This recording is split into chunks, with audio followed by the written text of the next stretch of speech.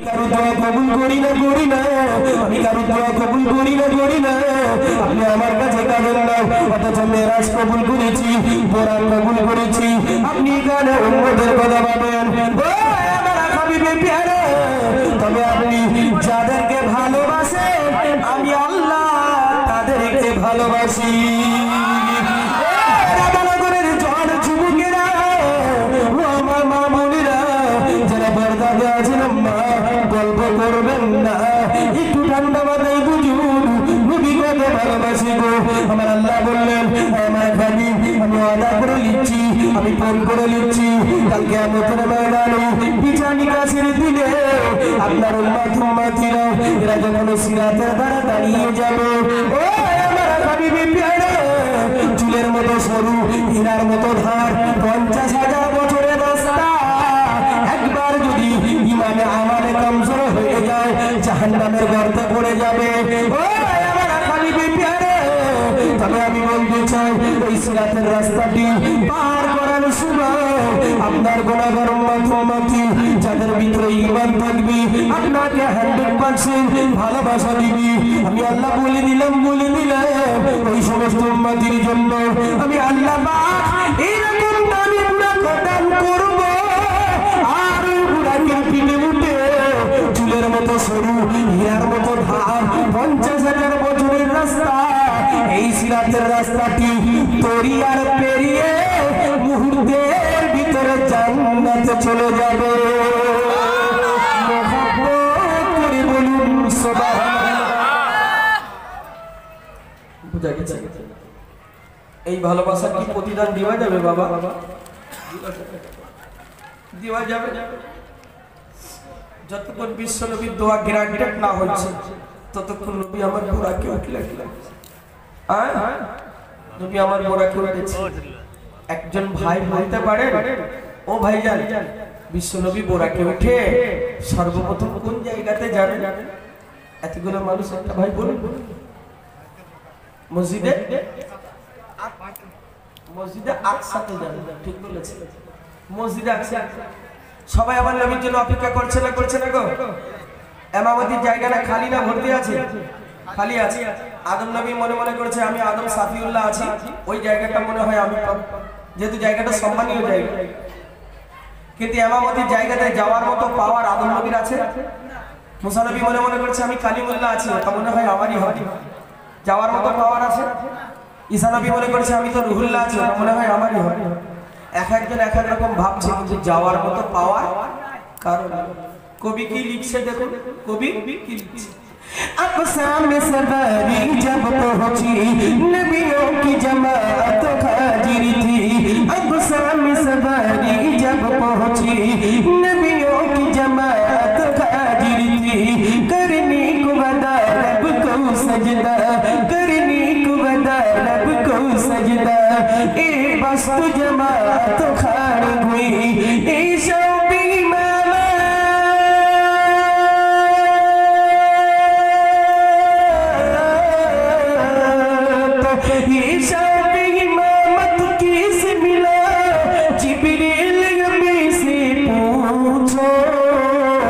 तेरा सभी आगे कौन गया जिब्रील आमी से पूछो मेरा जी का दुल्हा कौन बना जिब्रील आमी से पूछो भाई रे हिंदी बुझेन ना हिंदी तो सबाई बुझे এখন আকসা में सवारी जब पहुंची मस्जिद আকসা তে যখন সওয়ারি পৌঁছালো নবীও কি জামাত হাজির थी নবীদের জামাত সেখানে হাজির আছে কারণ কোরআন আর আপকো সাজদা আদায় করবে নামাজ আল্লাহকে দিবে সিজদা এই বাস্ত জামাত খাড়ে হুই সমস্ত জামাত সুজা হয়ে খাড়া দাঁড়িয়ে আছে কিন্তু সমস্যা একটা বলেন হে শরফে ইমামত ইমাম কোথায় কবি বলছে জিবরিল আমি সে পুছো জিব্রাইলকে জিজ্ঞাসা করো আর জিবরিল তো স্বয়ং মিরাজের দুলহানকে নিয়ে আসছে সুবহানাল্লাহ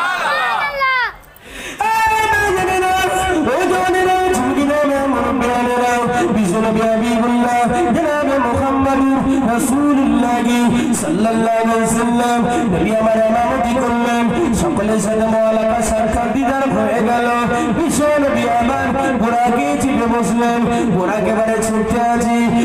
থেকে প্রথম আসমান 500 বছরের রাস্তা, ওইখান থেকে দ্বিতীয় আসমান 500 বছরের রাস্তা, তৃতীয়, চতুর্থ, পঞ্চম, ষষ্ঠ, সপ্তম আসমানে পৌঁছলেন। জিবরিল বললেন, ইয়া রাসূলুল্লাহ, নো পারমিশন, আর পারমিশন নাই। এক কদম চলে গেলে আল্লাহ পাকের নূরানি তাজাল্লিতে ধ্বংস হয়ে যাব। ও রাধানগরের জওয়ান যুবকেরা, রাধানগরের মুরব্বিয়ানেরা, যেখানে জিবরিল পৌঁছতে পারে না সেইখানটাতে আমার আপনার নবী পৌঁছবে। জিবরিল বলছে, হুজুর আপনার এবার আপনার যেতে হবে। কি গো, ভয় লাগবে না? লাগবে না? কথা বলেন। আপনাদের টোটাল এলাকা রাধানগর অনেক বড় তো নাকি? মনে করেন 5000 মানুষ এলাকায় বাস করে, 4-5 কিলোমিটার এরিয়া মিলে রাধানগর।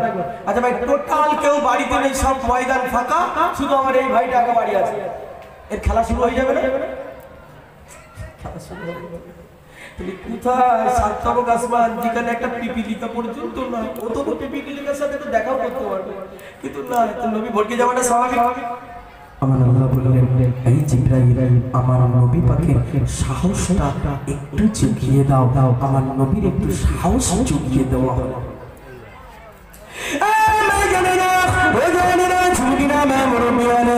বিশ্বনবীকে সাহস জুগানো হলো।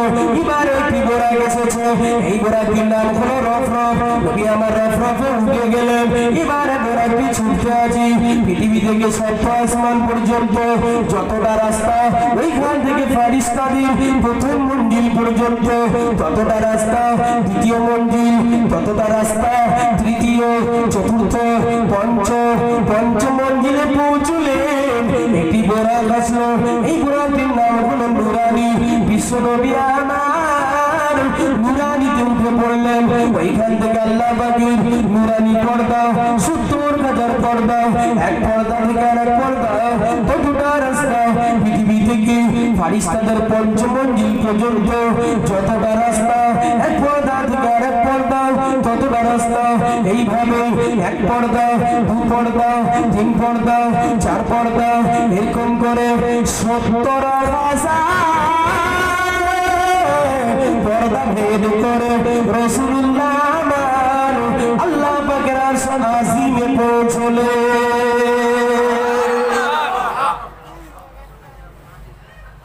কত দূর গেছে? কিলোমিটার হিসাব আসবে? এই যন্ত্র কারোর কাছে আছে? মানে এত অ্যাভেলেবেল হয়ে গেছে, মানুষ আর স্বীকার করতে চায়। কথা বলেন। আমি ছোট মতন একটা কিনেছিলাম, ধাবা মতন বেঁচে দিয়ে ফের আবার ধাবা মতন নিতে হয়েছে। এমন এমন জায়গায় জলসা পড়ে যায়, ম্যাপের দরকার হয়। কথা বলে লজ্জা হয়ে গেছিল মাঝখানে, গেড়া গেড়া ছেলে পিলে আর এইরকম বড় বড় মোবাইল।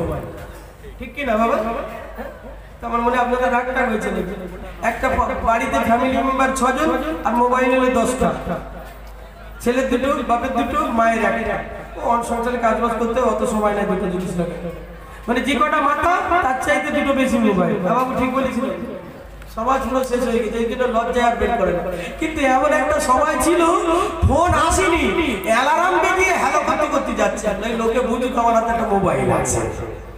ঠিক বলেছি না ভুল বলেছি? এমন একটা সময় ছিল। আরে তুই কার সাথে কথা বলি? বলছি ব্যাপারটা ওটা না, আমি একটা মোবাইল কিনেছি, এলাকার লোক দেখো। কিন্তু এখন লোকে পার করতে ভয় পায়। কিন্তু কিছু ছেঁচড়া যুবক আছে, এরা এখনো পর্যন্ত কানে হেডফোন গুঁজে পিছন পকেটে মোবাইল রেখেছে। সত্যিকারের কথা। এখন যাই বাবা, আর অটোমেটিক পাবজি, কবজি, হাবজি, ফ্রি ফায়ার, ইটা উল্টা হুল্টা সব খেলতে আছে অটোমেটিক। পুরো শেষ হয়ে গেছে জামা। বাবা, দুনিয়া ধ্বংসের এই মুহূর্তে আমি 3টে কারণ দেখতে পাচ্ছি। নাম্বার 1 মোবাইল, নাম্বার 2 টাকা, নাম্বার 3 হলো নারী।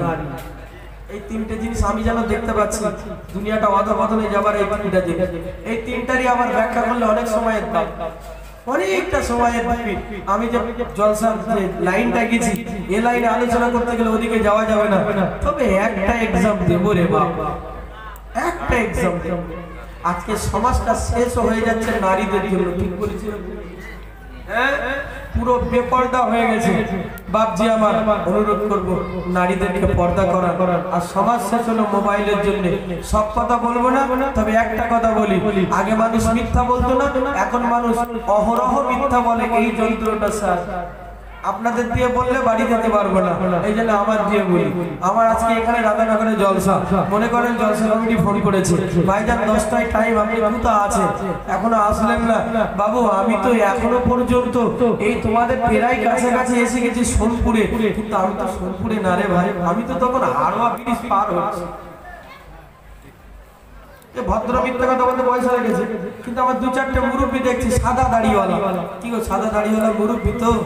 এই মুরব্বীদের আপনারা জিজ্ঞাসা করুন না, এখান থেকে 20 বছর আগে গ্রামে কোনো মিটিং সিটিং হলে, কোনো আলোচনা সভায় সাক্ষী দিতে গেলে যে সাক্ষীদার হবে, যাকে সাক্ষী দিতে হবে, তুমি কি দেখেছো বলো, তখন কিন্তু মিথ্যে কথা যেই বলে তখন এরামেরাম হতো।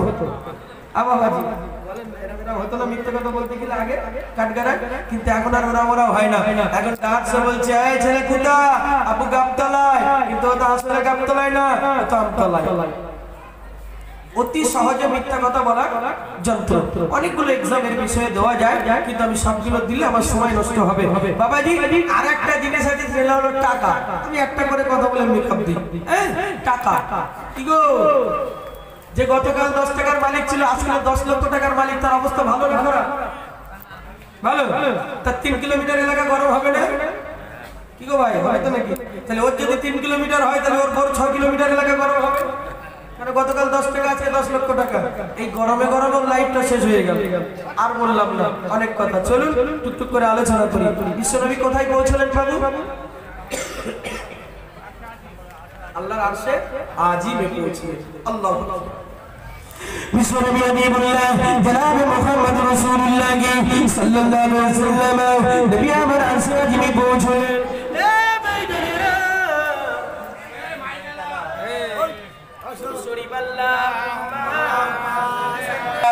মুসা নবী কালিমুল্লাহ, ঈসা নবী রূহুল্লাহ, ইব্রাহিম নবী খলিলুল্লাহ, আমাদের নবী হাবিবুল্লাহ, লা ইলাহা ইল্লাল্লাহ, লা ইলাহা ইল্লাল্লাহ।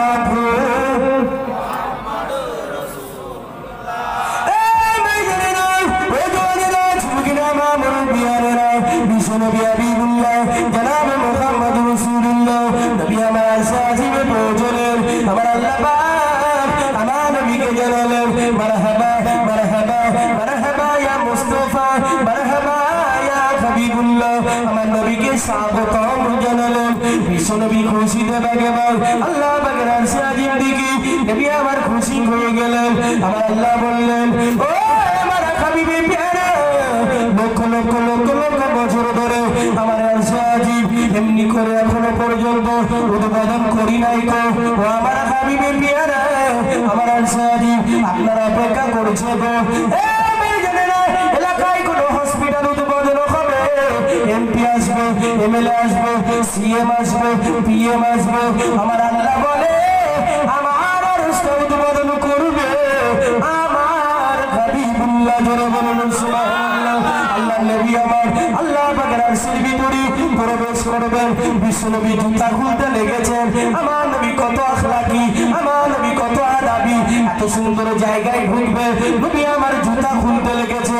আমার আল্লাহ পাক আমার হাবিবকে জানালেন, ও আমার হাবিবে প্যারা, আপনি জুতা খুলবেন না, আপনি জুতা খুলবেন না, আপনার জুতার তলাতে যে ধুলাগুলা লেগে রয়েছে গো, ওই ধুলাগুলা দিয়ে আমি আমার আরশটাকে ধন্য করতে চাই। জোরে বলুন সুবহানাল্লাহ। বাপজি আমার জওয়ানেরা, যুবকেরা, ও আমার মুরব্বিয়ানেরা, নবী আমার হাসি খুশি বলে যেই নার্সের ভিতরে নবী আমার পাটা রেখেছেন, রাখার সঙ্গে সঙ্গে নবী পাকের মনটা বড় মলিন হয়ে গেল। নবী পাকের মনটা কি হয়েছে? আবার আবার যেন কাঁদো কাঁদো ভাব, মনটা খারাপ। হাবিব আপনার মনটা কেন খারাপ হচ্ছে? আপনি মনটা কেন খারাপ করে আছেন? আমার আরশ দেখে কি আপনার পছন্দ নয়? আল্লাহ আপনি কি বলছেন? ধন্য ধন্য মোহাম্মদ ধন্য আপনার আরশে আজিম দেখার জন্য। আপনি কি বলছেন এমন কথা? কিন্তু আরশে আজিমের ভিতরে যেই না পা রেখেছি আমার এই গুনাহগার উম্মতের কথা আরো একবার মনে পড়ে গেছে। পিছনের ভাইরা আপনারা সুবহানাল্লাহ বাড়ি গিয়ে বলবেন। কথা বুঝতে পেরেছেন? নবী আরশে আজিমে গিয়ে আমার আপনার কথা মনে পড়ছে, আপনারা বাড়ি গিয়ে বলবেন। সামনে যারা আছে না এখন বলুন, আপনারা বাড়ি গিয়ে বলবেন। জোরে বলুন না সুবহানাল্লাহ। আল্লাহ আল্লাহ বলছে, হাবিব আপনি এখানটাতে উন্নতির কথা ভাবছেন? এলাকায় ভিখারি মহিলা ঢুকে দেখেছেন ভিক্ষা করতে, অসহায়। এক বাড়ি থেকে বলছে, মারে বড্ড ক্ষুধা পেয়েছে, বড্ড খিদে পেয়েছে, দুটো খেতে দেবে মা? আসো আসো, দুপুরবেলা আইছো, ফেরত দেব, খেতে পেয়েছি। ও মা আমায় দুটো দিলে, আমার বাচ্চাটা দুটো দাও না গো মা। এই কথা বুঝতে পারছি? আল্লাহু আকবার বলে, আমায় দিলে আমার বাচ্চাটাকে দিবে না? আল্লাহ আমি আর সে আমার উম্মত যেতে পারবে না?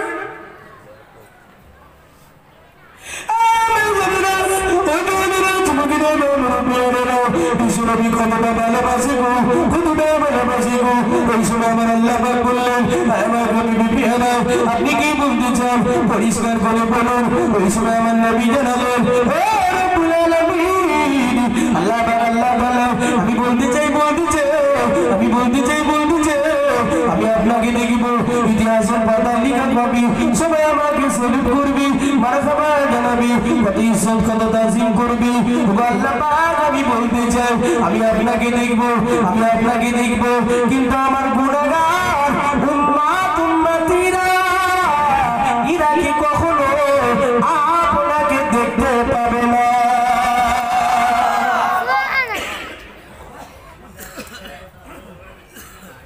আগে তো নবী বুরাকে ওঠার দাবি রেখেছে, এবারে কিসের দাবি রেখেছে? আল্লাহ দেখার দাবি রেখেছে। যেটা আমার নবীর জন্য স্পেশাল ছিল, আর কি স্পেশাল রইল? ওরে কথা বলেন না ভাই, যাদের জন্য স্পেশাল রইল না তারা আজকের মাহফিল ছেড়ে চলে গেল। আমার কথা বুঝতে পারছেন? আর স্পেশাল রইল না, নবী বলছে আমার উম্মতরা আপনারা দেখতে পাবেন।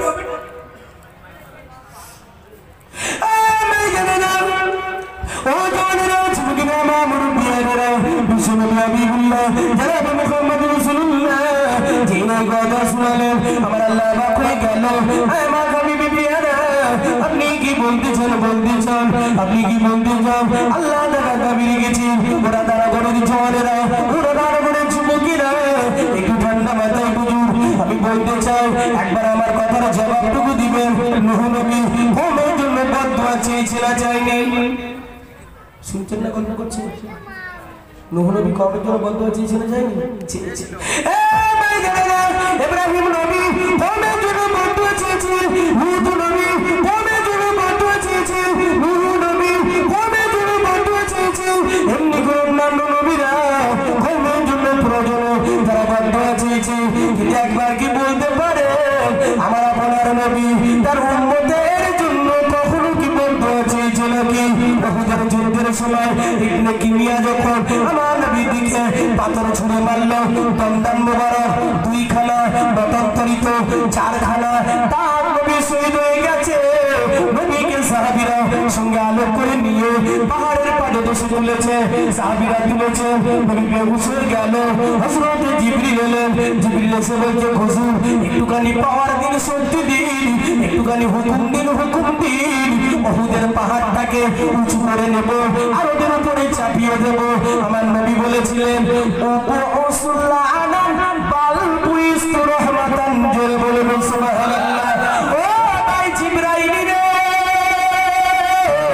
আমার আল্লাহ তাআলা আমাকে উঠিয়েছে, আমাকে পাঠিয়েছে লানাতের জন্য নয়, বদদুয়া দিবার জন্য নয়, বাল বুইস্তু রহমাতান, বরং রহমতের জন্য পাঠিয়েছে।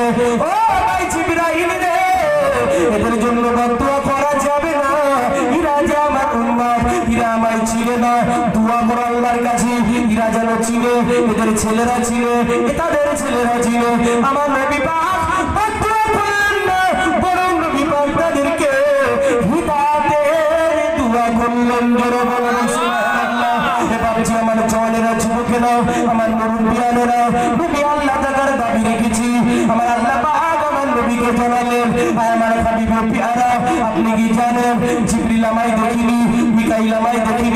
ইসরাফিল আমায় দেখিনি, হারুত মারুত দেখিনি, মালিক রিদওয়ান দেখিনি, আরশ ভাই ফারিস্তারা দেখিনি, লক্ষ লক্ষ কোটি কোটি কোন ফারিস্তা আমায় দেখিনি।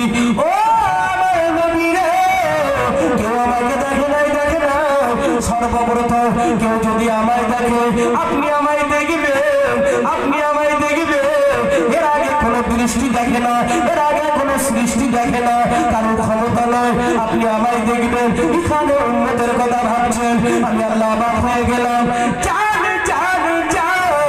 আমি ওয়াদা করে নিলাম, আমি ফোন করে নিলাম, কালকে আমাদের ময়দানে মাসারে বিচারিকা সেদিনে আপনার গুনাহগার উম্মত উম্মতিরা ওরা যখন এমনি করে দয়ার জান্নাতে ঢুকে যাবে, আমি আল্লাহ তাআলা আমার নুরানি ৭০,০০০ পর্দাকে আমি আল্লাহ উঠিয়ে দেব, আর আপনার উম্মতেরা আমাকে নয়ন ভরে দেখবে।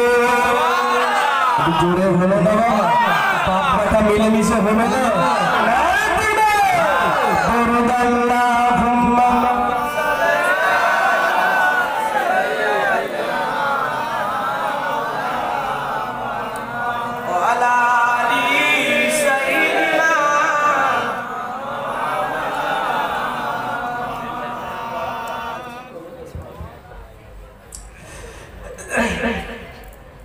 আকাশের তারাগুলি ঝিলমিল ঝিলমিলি জ্বলছে, বাগানের ফুলগুলি ডাল ডাল সৌরভে দুলছে। নবী এসেছে, রাসূল এসেছে, হাবিব এসেছে, হুজুর এসেছে। আল্লাহুম্মা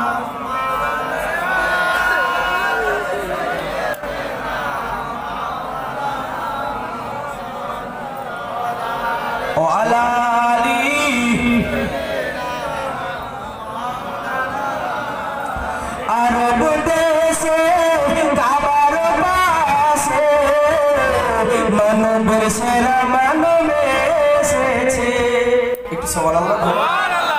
আরব দেশে কাবার পাশে মানবের সেরা মানব এসেছে। আমেনার কোলে চন্দ্র দোলে, পাখিরা সুরে সুরে গান ধরেছে। নবীও এসেছে, রাসূলও এসেছে, হাবিবও এসেছে, হুজুরও এসেছে। নবী এসেছে, রাসূল এসেছে, হাবিব এসেছে, হুজুর এসেছে। আকাশের তারাগুলি ঝিলমিল ঝিলমিলি জ্বলছে, বাগানের ফুলগুলি ডাল ডাল সৌরভে দুলছে। নবী এসেছে, রাসূল এসেছে। আল্লাহুম্মা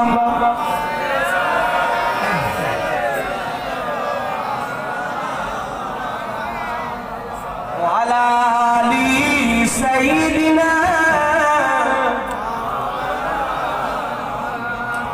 ধন্য ধন্য মানব ধন্য, যে আমার নবীকে ভালোবেসেছে।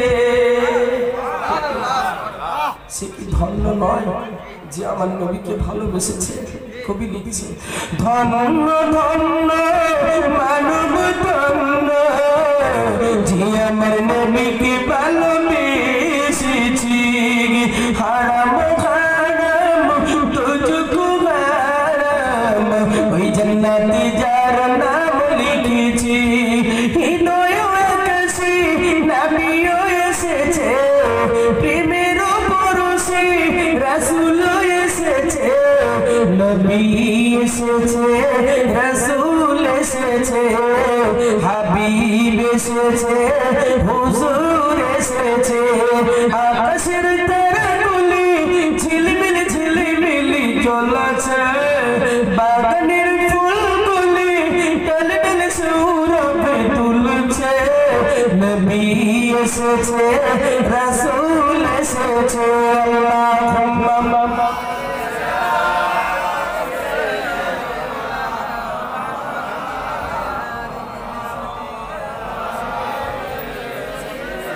ওয়া আলা আলি সাইয়্যিদিনা আছে আমার চমৎকার যুবকেরা, আমার মুখিয়ানেরা, বাবাজি এ পর্যন্ত যা আলোচনা করলাম এটা কি বোঝা গেল না নবী আপনাকে আমাকে কতটা ভালোবাসে? বুঝা গেছে বাবা?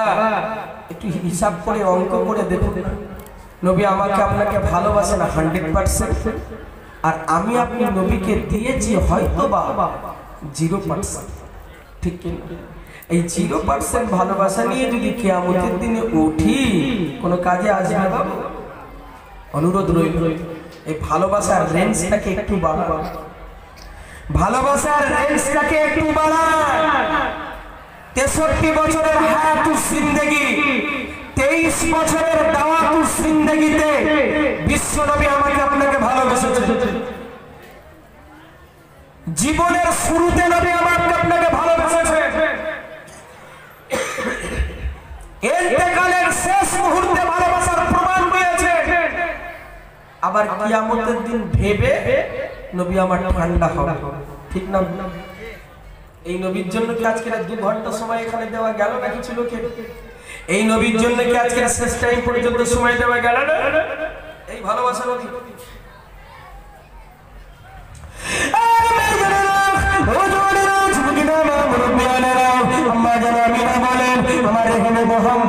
যখন জগতের বুকে এসেছে আমি আমিনা অবাক হয়ে গেলাম, আমি আমিনা তাজ্জব হয়ে গেলাম। আমি দেখতে পাই আমার মুহাম্মদ যেই না দুনিয়াতে এসেছি, আসার সঙ্গে সঙ্গে আমার মুহাম্মদ সিজদারত অবস্থা, জোরে বলুন সুবহানাল্লাহ। দুনিয়াতে এসে আমি না বলছি এইটাতে আমি যতটা অবাক হলাম পরে আরো বেশি হলাম। কেন? আমার মুহাম্মাদের ঠোঁট দুইটা বিড়বিড় বিড়বিড় করে নড়ছে। বাবাজি নড়ছে মানে কিছু বলছে, কিছু বলছে।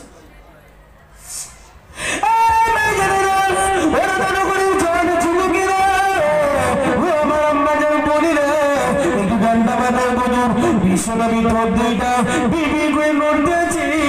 আম্মা যারা মিলা বলেন আমি লাজবাব হয়ে গেলাম। আমি আস্তে আস্তে করি আমার কানটা আমি লাগিয়ে দিয়েছি।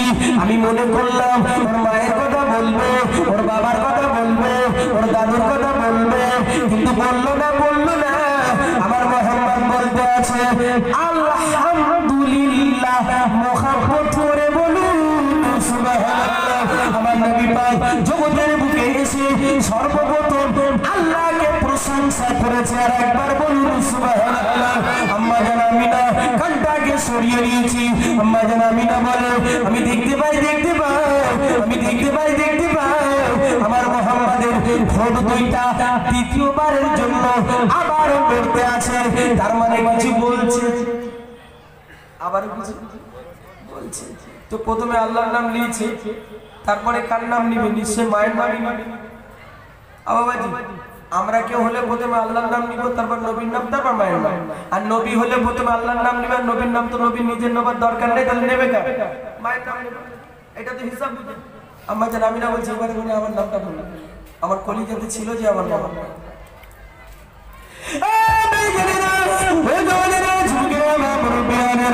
বিশ্বনবী হাবিবুল্লাহ ঠোঁট দুইটা নড়তে থাকে। আম্মা জান আমিনা আবার কানটা কি আমার নবী পাকের ঠোঁটের কাছে লাগিয়ে দিয়েছি। আম্মা জান আমিনা বলে কাবা ঘরের মালিকের কসম করে বলছি গো, ওর মায়ের কথা মুহাম্মদ বলল না, ওর বাবার কথা মুহাম্মদ বলল না, ওর দাদুর কথা মুহাম্মদ বলল না। আমার মুহাম্মদ বলতেছে ইয়া রাব্বি হাবলি উম্মতি, ইয়া উম্মতি, ইয়া উম্মতি। আল্লাহ পাক আমার গুনাহগার উম্মতির কি হবে উপায়? জোরে হলো না? কেমন ভালোবাসা! এই ভালোবাসার প্রতিদান দেওয়া যাবে। অনুরোধ একটু নবীর ভালোবাসার রেঞ্জটাকে একটু বাড়া। বাবাজি অনেক ভালোবাসি। আজকে যে নবী মহান চরিত্রবান করে আমাদের নায়ক করে পাঠিয়েছে, সেই নবী পাকের চরিত্রের ধোঁয়া তুলে দিয়েছে। দিচ্ছে কিনা বাবা? কথা বলে ডেনমার্ক নবীর ব্যঙ্গচিত্র তৈরি করলো, আমেরিকা ফুরকানুল হক তৈরি করলো, ব্রিটেন রঙ্গিলায় রসুল সিনেমা তৈরি করলো, যেখানে দেখানো হলো বিশ্ব নবীর ন্যাংটা মেয়েদের সাথে নাচা গানা করেছে। বলুন নাউজুবিল্লাহ। প্রফেসর হেন্স এটা লিখেছে। বাপজি আমার আল্লাহ বলছে, এই পৃথিবীর মানুষ শুনে রেখে দাও, আমার নবীর চরিত্রে আঘাত হবে। আমার নবীর চরিত্রে আঘাত করার জন্য তোমরা যদি প্রতিবাদে যথেষ্ট না হও, আমি আল্লাহ আমার নবীর চরিত্রে যারা আঘাত করেছে তাদের প্রতিবাদে যথেষ্ট। জোরে বলুন সুবহানাল্লাহ। আল্লাহ রাতারাতি সিনেমা হলটাকে ডাউন করে দিলেন, জমিনের নিচে ঢুকিয়ে দিলেন, আর প্রফেসর হেন্সকে রাজপথে ডেট করে দেওয়া হলো।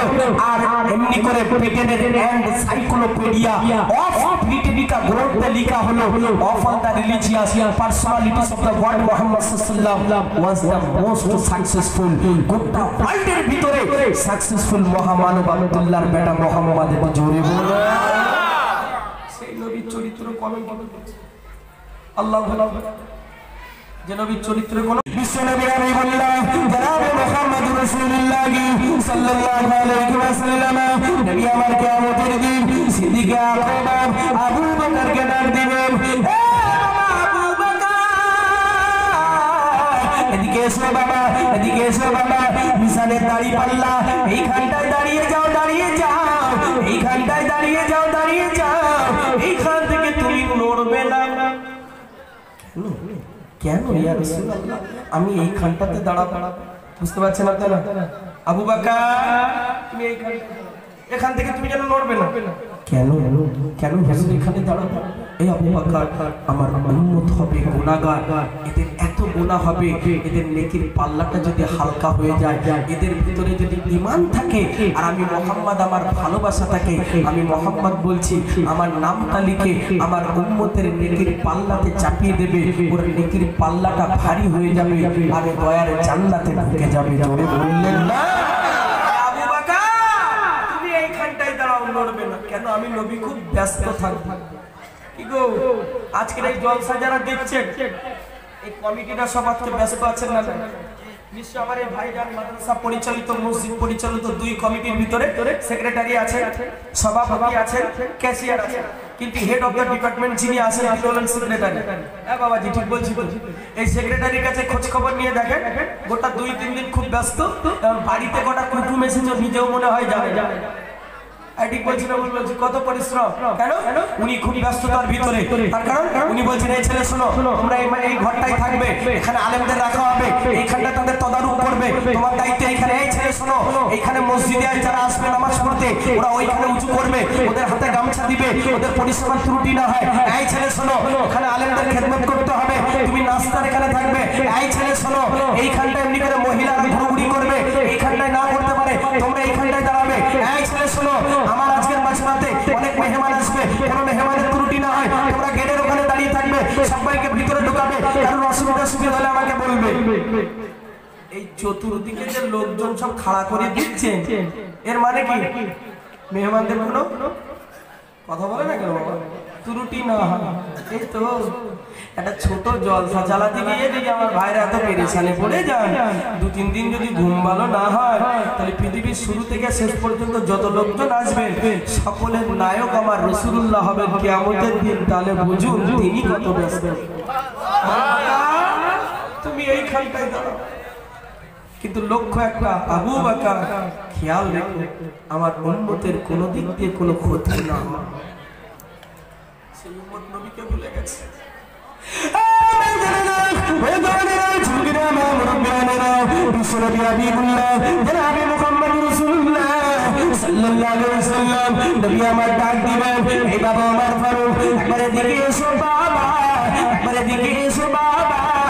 জাহান্নামের দরজা এইখানটায় তুমি দাঁড়িয়ে যাও, এইখান থেকে তুমি নড়বে না, নড়বে না। কেন ইয়া রাসূলুল্লাহ? হে বাবা ওমর ফারুক, তুমি এইখানটায় দাঁড়িয়ে থাকবে, আমার উম্মত গুনাহগার, অল্প নেকির অভাবে আমার আল্লাহ যদি কোনো উম্মতকে জাহান্নামে লিখে দেয়, এই ওমর রে, আমি তোমায় পাওয়ার দিলাম, আমি তোমায় শক্তি দিলাম, আমি তোমায় অনুমতি দিলাম, এই ওমর, আমার উম্মতকে যদি আল্লাহ যারা আমায় ভালোবাসে ভালোবাসি, যাদের ভিতরে ঈমান আছে, অল্প নেকির অভাবে আল্লাহ যদি জাহান্নামে লিখে দেয়, ওরা জাহান্নামের দরজা পর্যন্ত পৌঁছে যাবে। আর তুমি এইখানটায় দাঁড়িয়ে থাকবে, আমার উম্মত যাদেরকে দেখতে পাবে যারা অল্প নেকির অভাবে চলে যাচ্ছে। আমি নবী বলে দিলাম, আমি নবী পাওয়ার দিলাম, আমার এই উম্মত দিগকে জাহান্নামের দরজা থেকে টেনে টেনে টেনে টেনে নিয়ে দয়ার জান্নাতে ঢুকিয়ে দেবে। এদিকে এসো বাবা উসমান, একবার এদিকে এসো। এমনি করে হাওয়াজে কাউসার এইখানটায় তুমি দাঁড়িয়ে থাকবে, এইখান থেকে তুমি নড়বে না, নড়বে না। উসমান তুমি এইখানটায় দাঁড়াবি। উসমান বলে হুজুর আমি কেন এইখানটায় দাঁড়াবো, কি আমার কাজ আমার নবী জানাবে।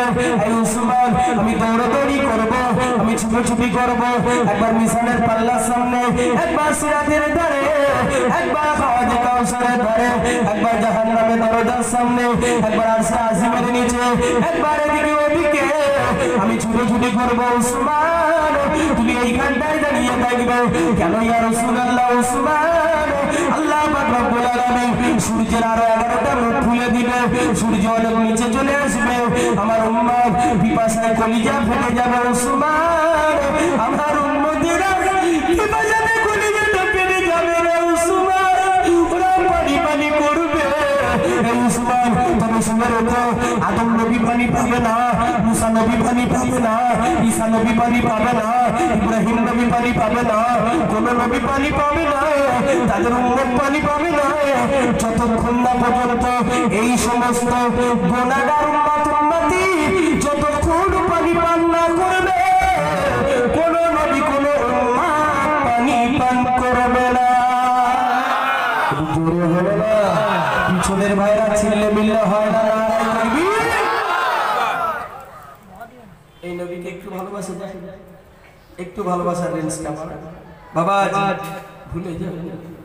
63 বছরের হায়াতুল জিন্দেগি, 23 বছরের দাওয়াতুল জিন্দেগিতে ইয়া উম্মতি করছে, এই নবীকে ভুলে যাবেন। অনেক বন্ধু পাবে, অনেক আপন পাবে, অনেক আপন পাবে, এই আপনত্ব বেশি দিন টিকবে না নবী ছাড়া। এই ঠিক বলছি না ভুল বলছি বাবা? নবী ছাড়া টিকবে না। আজকের আমাদের ভালোবাসাগুলো চতুর্দিকে আমরা ভাগ করে দিয়েছি, ঠিক কিনা? মাকে খানিক দিয়েছি, বাবাকে দিয়েছি, ভাইকে দিয়েছি, বোনকে দিয়েছি, গ্রামবাসীকে, পাশের বাড়ির মেয়েটাকে, পাশের বাড়ির ছেলেটাকে, আত্মীয় স্বজনকে, গ্রামবাসীকে, সবাইকে দিয়েছি। নবীর জন্য ফাঁকা, নবীর জন্য কি ফাঁকা, আর কিছু।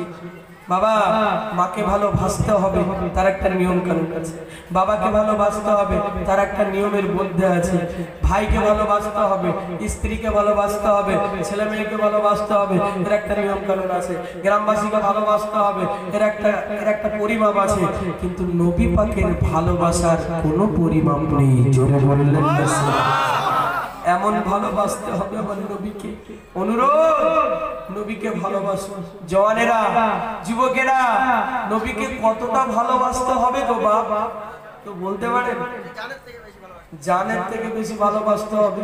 আমার ভাই বললেন, আমি বলতে চাইছি নবীর ভালোবাসার কি কোনো অনুমান আছে, কোনো ধারণা আছে? নাই তো। তবে আমি একটা ধারণা দেব, কথাটির জন্য ভুল বুঝবেন না, কোনো ধারণা কিন্তু হতে পারে না, তারপর আমি একটা ধারণা দেব। আমি একটা প্রশ্ন করব, আচ্ছা বলুন তো, নবীর পরে সবচাইতে বেশি কাকে ভালোবাসতে হবে? একটা বলতে হবে, দুইটা বলতে হবে? মাকে। ঠিক বলেছে, নবীর পরে মা, তারপরে বাবা, তারপরে XY। আমি বলতে চাইছি ছোটবেলা অঙ্ক করেছিলাম না 7-8-এ, হ্যাঁ? মায়ের ভালোবাসা আলোচনা করলে নবীর ভালোবাসার ফলাফল বেরোবে। কথাটা কি বোঝা গেছে? যেহেতু নবীর পরেই তো মা, মানে ওর উপরে তার কেউ নেই নবী ছাড়া। তাহলে তাই যদি হয়, তাহলে মার ভালোবাসাটা কেমন হচ্ছে এইটা যদি একটু বোঝা যায়, তাহলে নবীর ভালোবাসার একটা আনুমানিক ধারণা তৈরি হবে, কিন্তু ধারণাও হতে পারে। কথা বোঝা গেছে? চলুন রেফারেন্স খুব মাথায় রাখুন। বিশ্বনবী হাবিবুল্লাহ জনাবে মুহাম্মদ রাসূলুল্লাহ সাল্লাল্লাহু আলাইহি ওয়াসাল্লাম নবীকে কতটা ভালোবাসবো একটু ধারণা দিব বাবু, একটু মাথায় রাখুন। নবীকে ভালোবাসার মানে দরুদ শরীফ পড়া না, নবীকে ভালোবাসার মানে ইসালে সাহাবে আসা না, নবীকে ভালোবাসা মানে শুধু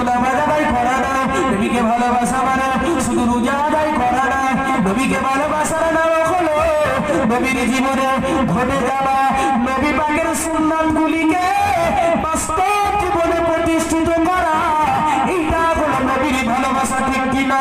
জওয়ানেরা, যুবকেরা, চলুন আমি মায়ের ভালোবাসা আলোচনা করব, নবীর ভালোবাসার ফলাফল বেরোবে। একটু লক্ষ্য করুন, আমরা যখন মায়ের রেহেমে ছিলাম 10 মাস 10 দিন, আমি যখন আমার মা জননী প্রসব বেদনা শুরু হয়েছে গো, আজকের মাহফিলে সম্মত স্টেজের বাম দিকে আমার মা বোনেরা রয়েছেন, তাদেরকে বাড়িতে গিয়ে জিজ্ঞাসা করবেন, মা আমি যখন আপনার রেহেমে ছিলাম আপনার কত কষ্ট দিয়েছিলাম। মা জননী বলবেন, ও আমার কলিজার টুকরা রে, তুই আমার কলিজার ভিতরে লাথি মেরে আমার কলিজাকে ঝাঁঝরা করে দিয়েছিস বাবা, তুই আমায় এত আঘাত করেছিস, তুই তো আমার প্রথম সন্তান। আমি তোর দাদিমাকে বলেছিলাম, ও মা জননী রে, একটু বিষ দিয়ে দাও না মা, একটু কেউ সুইসাইড করে নি, একটা দড়ি জুটিয়ে দাও না মা, গলাতে দড়িটা দিয়ে ঝুলিয়ে পড়ি, এই কষ্ট আর সহ্য হয় না, এই বেদনা সহ্য হয় না। আমার কলিজার টুকরা রে, তুই আমার এত কষ্ট দিয়েছিস বাবা, কিন্তু আমার প্রসব বেদনা শুরু হলো, ওই সময় তুই দুনিয়াতে এলি, তুই কানাকে খোঁড়া বোবা কি অন্ধ, তুই বেকাকে সোজা তুই কি জানি না, তুই কি কালো কি ফর্সা লম্বা কি বেটে, আমার কলিজার টুকরা রে, তোর মাঝে একবার আমার বাবুকে আমি দেখলাম, দেখার সঙ্গে সঙ্গে 10 মাস 10 দিনে কষ্টগুলা এক মুহূর্তে আমার শরীর থেকে নেমে গেল।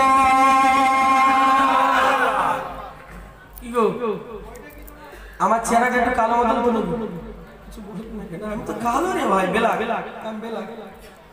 আমার মার কাছে গিয়ে এখানে সাদা কালো এটা দুটো আছে, ওই ছেলেটা একটু পরিষ্কার, বেশ ভালো পরিষ্কার, ও আবে স্যার মাশাআল্লাহ, আমি এদিকে খেয়াল করি, আবে স্যার দুজনা প্রায় সমান হয়েছে।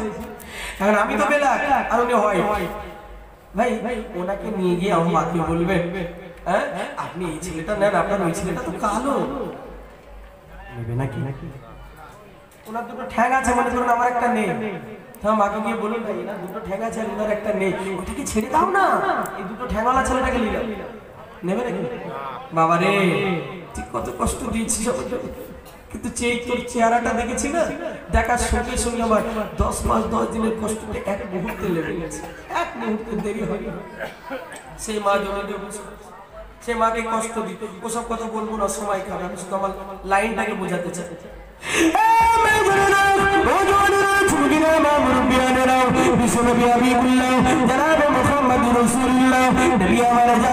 মায়ের প্রসব বেদনা যখন শুরু হয়ে যায়, ওই সময় মা জননী একবার যদি আল্লাহু আকবার বলে, আমার আল্লাহ পাক রব্বুল আলামিন ওই বেদনাটা এত কঠিন যে একবার আল্লাহু আকবার বলার কারণে আল্লাহ তাআলা ওই মায়ের একটা নফল মকবুল হজের সওয়াব লিখে দেন। বলে বলুন সুবহানাল্লাহ। ও বাচ্চা আমার জওয়ানেরা, এখন একটা হজ করতে গেলে কম বেশি 3 লাখ 4 লাখ টাকা খরচ। মা জননী কলিজার ভিতরে বাচ্চা রেখে প্রসব বেদনা শুরু হলে একবার আল্লাহু আকবার বলবে, ওই অত টাকা খরচা করে হজ আদায় হবে কিনা আল্লাহ ভালো জানে, হজ কবুল হবে কিনা আল্লাহ ভালো জানে, কিন্তু মা জননী একবার আল্লাহু আকবার বলবে, একটা নফল মকবুল হজের সওয়াব পেয়ে যাবে। তাহলে বুঝুন কত কষ্ট মায়ের হয়েছে। এই সন্তান দুনিয়াতে এলো, মায়ের কলিজা জুড়ে এসেছে, তেমনি করে মায়ের বুকের স্তনের দুধগুলো 2 মাস 2 বছর অথবা 2.5 বছর ধরে এই বাচ্চাকে পান করেছি, মা জননী খাইয়েছি। বাচ্চার জন্য মায়ের কতটা অবদান, সব কথা আমি খুলে বললে অনেকটা সময় নষ্ট হবে। আমি বলতে চাই মা জননী 2 বছর থেকে 2.5 বছর দুধ পান করলাম। আমার নবী জানান, এই মা জননী এক ফোঁটা দুধ 2 বছরের নয়, 2 দিনের নয়, 1 দিনের নয়, 10 দিনের নয়, 1 মিনিটের নয়, 2 সেকেন্ডের নয়, সেকেন্ডে 2 বার টানতে পারে। 1 ফোঁটা দুধ, 1 ফোঁটা দুধ। আমার নবী বলেন, এই ছেলেরা শোনো, 1 ফোঁটা মায়ের দুধের ঋণ পরিশোধ করবে। তোমাদের শরীর থেকে পেলেট দিয়ে কাঁচা কাঁচা কাঁচা কাঁচা চামড়াগুলা, কাঁচা কাঁচা কাঁচা কাঁচা চামড়াগুলা কেটে নিয়ে যদি তোমার মা জননীর পায়ের জুতা বানিয়ে দাও, ও ছেলে শুনে রেখে দে। আমার নবী বলেন, ওই ছেলেটা মা জননীর 1 ফোঁটা এর গ্যারান্টি দিবা যাবে না। ও জওয়ানেরা, যুবকেরা, আমি বলতে চাই মায়ের ভালোবাসা এক ফোঁটা দুধের ঋণ পরিশোধ করার জন্য গায়ের চামড়া কেটে যদি মায়ের পায়ের জুতা বানিয়ে দিই তবু গ্যারান্টি দেওয়া যাচ্ছে না। আমি বলতে চাই এর চাইতে কোটি কোটি কোটি কোটি গুণ বেশি আমার নবীকে ভালোবাসতে হবে। কি গো, একটুখানি আনুমানিক ভাবে 2-2.5 বছর দুধ পান করেছে, কত ফোঁটা দুধ খেয়েছি তার হিসাব আছে? আমার নবী বলছে সব বাদ দাও, 1 ফোঁটা দুধ ধরো। এই 1 ফোঁটা দুধের জন্য তোমার গায়ের চামড়াগুলো কেটে মায়ের পায়ের জুতা বানাও, তবুও গ্যারান্টি দিতে পারছি না আল্লাহ তোমার মায়ের 1 ফোঁটা দুধের ঋণের পরিশোধ করতে পারবেন, দেবেন। এ বাবাজি, মায়ের 1 ফোঁটা দুধের ভালোবাসা যদি এরকমটি হয়, এর মায়ের চাইতে কোটি কোটি গুণ বেশি ভালো আমার নবীকে বাঁচতে হবে, ঠিক কিনা? কথা বললেন না? এবারে একটা ধারণা পাওয়া যাচ্ছে কতটা নবীকে ভালোবাসতে হবে। এক বুড়িমা জিহাদের ময়দানে সবাই চলে গেছে ইসলামের যুদ্ধ, বুড়িমা রাস্তার ধারে মনটা মরিয়া করে বসে আছে। একজন এসে বলছে, বুড়ি গো, মা তুমি জানো না মা তুমি এখানে বসে আছো? আরে তোমার স্বামী যে জিহাদের ময়দানে গেছিল না, আরে সে তো শহীদ হয়ে গেছে। শহীদ হয়ে গেলে কি বলতে হয় বাবা? কথা বলে ইন্না লিল্লাহি ওয়া ইন্না ইলাইহি রাজিউন। ও বাবাজি, আর বেশিক্ষণ কষ্ট দেব না, 10 থেকে 15 মিনিট আপনাদের মনের মানুষ আলা হযরত মাওলানা আমার শ্রদ্ধা ভাজন সানোয়ার সাহেব ভাইজান হুজুর আসবে। আমি আর 10-15 মিনিট আছে, একটুখানি আমাকে শেষের দিকে শেয়ার করব। বাবাজি, বুড়িমা উত্তর দিচ্ছে আলহামদুলিল্লাহ। এটা কি উত্তর হলো? কে মরে গেলে এটা কি উত্তর হলো ভাই? লোকটা বলে বলছে বুড়ির বাড়ি বলে ভাই বিয়ে হয়েছে, তাই বুড়ি আলহামদুলিল্লাহ বলছে। তো যে হ্যাঁ গো বুড়ি, তুমি কি পাগল হয়ে গেলে নাকি স্বামীর শোকে? বলছে না রে বাবা, আমার স্বামী যে নবীর জন্য আর আল্লাহর জন্য জানটা দিতে পেরেছে, এই জন্য আমি খুব খুশি, তাই আলহামদুলিল্লাহ বলেছি। একটু সুবহানাল্লাহ বলো। বাপ বেটা মিলেমিশে হলো না। কিছুক্ষণ পরে আর একজন এসে বলছে, বাবা তুমি যে বেশ ভালো বসে আছো দেখছি, আরে তুমি শোনোনি মা তোমার ছেলেটা যে জিহাদে শহীদ হয়ে গেছে? আবারও বুড়ি একই কথা বলে। এই লোকটা আবার বলছে, তুমি কি পাগল টাগল হয়ে গেলে মা? মানুষ মারা গেলে ওই বলতে হয় শহীদ হয়েছে। বলছে বাবা এই জন্য বলেছি আমার ছেলেটাও যে আমার নবীর মহব্বতে ইসলামের জন্য জানটাকে কুরবানি করেছে। বাবা রে, আমি খুব খুশি আছি। একটু সুবহানাল্লাহ। বুঝে যাচ্ছে নবীকে কতটা ভালোবাসতে হবে। এ বাবাজি, বুঝে যাচ্ছে?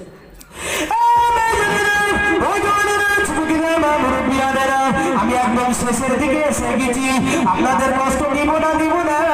ওরা যারা ঘরের সওয়ালেরা, ও নবী পাকের আশিকানেরা, ও আমার মুরব্বিরা, ও আমার মা বোনেরা, আমি শেষ কথা বলবো, একটু ঠান্ডা মাথায় বলুন। ইসলামের শুরুর দিকে বিশ্বনবী আমার খেজুর গাছের গায়ে ঠেক দিয়ে দরুদ শরীফ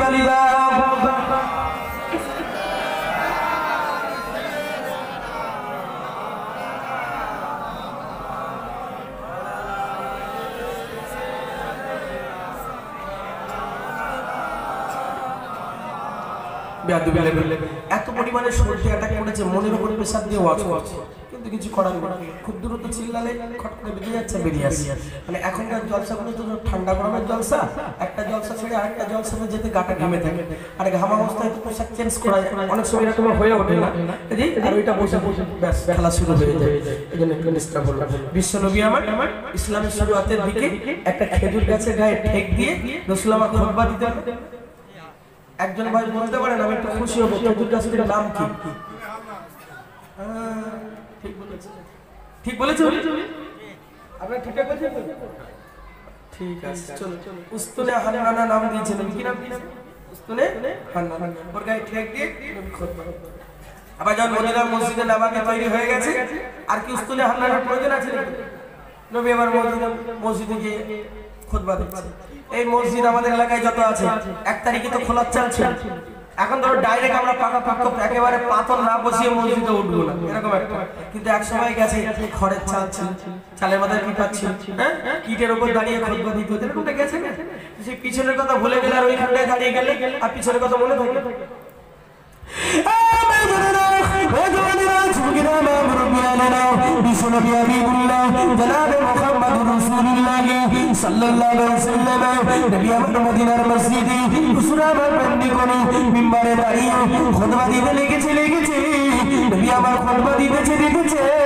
এমনি করে একজন সাহাবী নামাজের শেষে বিশ্ব নবীর কাছে এসে বললেন, ইয়া রাসূলুল্লাহ, ইয়া হাবিবাল্লাহ, হুজুর বিয়াদবি ক্ষমা করুন, হুজুর যে গাছটার গায়ে ঠেক দিয়ে আপনি এমনি করে খুতবা দিবেন, যে গাছটির নাম দিয়েছেন উসতুনে খান্দানা, হুজুর ওই গাছ দিয়ে এমনি করে ঝরঝর করে ওই গাছ দিয়ে পানি ঝরাচ্ছে।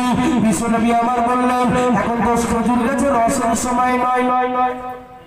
খেজুর গাছ দিয়ে রস বেরোলে, গাছ কাটলে তো রস বেরোবে, গাছ কাটলে রস বেরোবে। নবী বলছে গাছটা তো কোনোদিন কাটা হয়নি, কিন্তু গা দিয়ে পানি বেরোচ্ছে।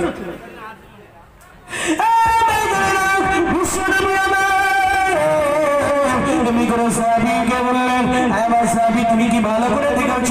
জি হ্যাঁ ইয়া রাসূলুল্লাহ, আমি ওখানে অনেকক্ষণ দাঁড়িয়েছিলাম, আমি দেখতে পাই উসতুনে খান্দানা গা দিয়ে ঝরঝর করে পানি ঝরে পড়ে। বিশ্বনবী আমার অবাক হয়ে গেলেন এইটাকে দেখার জন্য। বিশ্বনবী এমনি করে চলে গেলেন, উসতুনে খান্দানার সামনে গিয়ে হাজির, ঝরঝর করে পানি ঝরে পড়ে ওই খেজুর গাছটি আমার আল্লাহর কাছে আর্তনাদ করে জানাচ্ছে, ও রব্বুল আলামিন, আপনার নবী এসেছে, আমি তার কাছে আমার মনের কথাটুকু শোনাবো গো। আল্লাহ একটু পাওয়ার দিন, শক্তি দিন, আল্লাহ একটু পাওয়ার দিন, শক্তি দিন, আপনার নবীর কাছে আমার মনের কথা শোনাবো গো। আমার আল্লাহ বললেন, পাওয়ার দিলাম। এমনি করে খেজুর গাছে এমনি করে সাবানটা খুলে গেল, খেজুর গাছ প্রকাশ বলতে লেগেছে, ইয়া রাসূলুল্লাহ, ইয়া হাবিবাল্লাহ, হুজুর আপনি যখন আমার গায়ে ঠেক দিয়ে খুতবা দিতেন আমার কথা ভালো লাগতো। কুল কায়নাতুল শাহেনশাহ বিশ্বনবী যাকে সৃষ্টি না করলে আল্লাহ কিছুই করতেন না, তিনি আমার গায়ে ঠেক দিয়েছেন। আমি ধন্য নবীর স্পর্শ ধন্য। এই গত কয়েকদিন হয়ে গেল আমি নবীর স্পর্শ পাই না, নবী আমাকে স্পর্শ করেন না। হুজুর আমার মনটা বড় খারাপ, হুজুর আমি কাঁদতেছিলাম আমার নবীকে পাওয়ার জন্য, আমি বড় কাঁদতেছিলাম। হুজুর আমি আপনাকে ভালোবাসি, হুজুর আপনাকে ছাড়া আমি কাঁদতে পারবো না। এইভাবে কাঁদতে আছি, আমার রব্বুল আলামিন আল্লাহ পাকের প্যারা হাবিব আমার নবী জানালেন, ও উসতুনে খান্দানা রে, নবীকে যে এমন ভাবে ভালোবাসা দিবে সেই ব্যক্তি আর আমি জান্নাতের ভিতরে এইরকম পাশাপাশি থাকবো।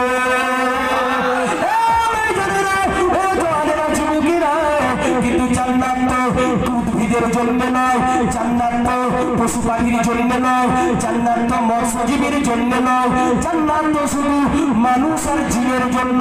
উসতুনে খান্দানা বললেন, ইয়া রাসূলুল্লাহ, জান্নাত তো আমাদের জন্য নয়, কিয়ামতের দিন বিচার হয়ে যাবে, আমরা সব মাটি হয়ে যাবে।